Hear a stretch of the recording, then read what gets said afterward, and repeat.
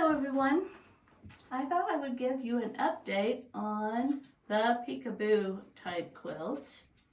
I have finished the fancy stitching on this one that I'm working on, this practice one.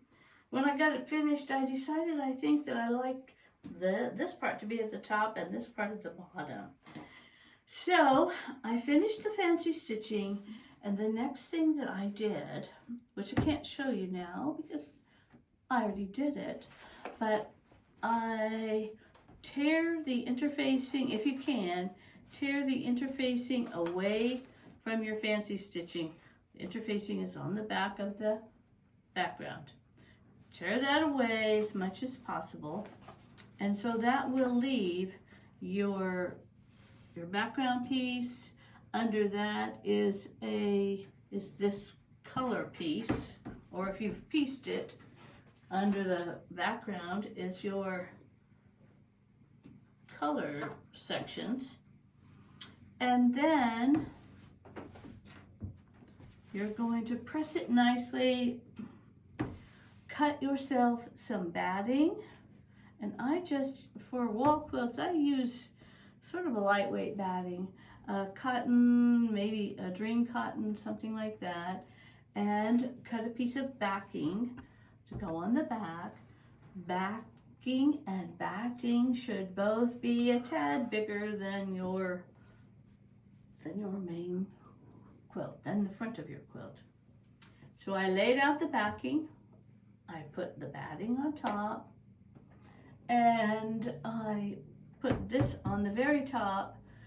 I usually fuse it with some spray basting. You can use pins if you don't want to do spray basting, whatever you prefer to do. And then I press again, and I did just a big basting stitch around the outside of this whole thing. Eventually, I may be cutting into this and making it a different shape. It may not stay a full rectangle like this. I'm not sure. But for right now, I wanted it to be the full thing.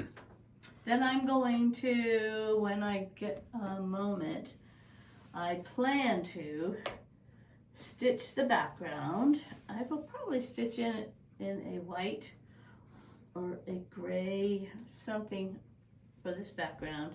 And then each of these circles I hope to stitch in a color that will show up, and do some more fancy not fancy stitching with my embroidery stitches, but more nice quilting in here. So that will be the next step in this. And then after I get that done, we'll see how it looks, and that may be when I cut the outside shape and put some sort of a binding on, sort of like right up here. I have when I did this, I quilted this background, and then see, I did a little more, I guess, fun quilting inside. So, and then when I got the quilting done was when I decided what shape I wanted the final quilt to be. And so, and this is hanging up here because it may be the binding for this little number. We'll see.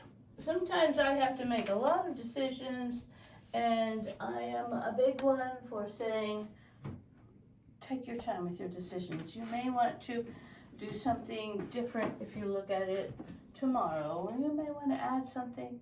You know, I may want to go sideways with my quilt and hang it that way. Who knows? So that's all on the peekaboo for right now, until I get some time to do any quilting on it.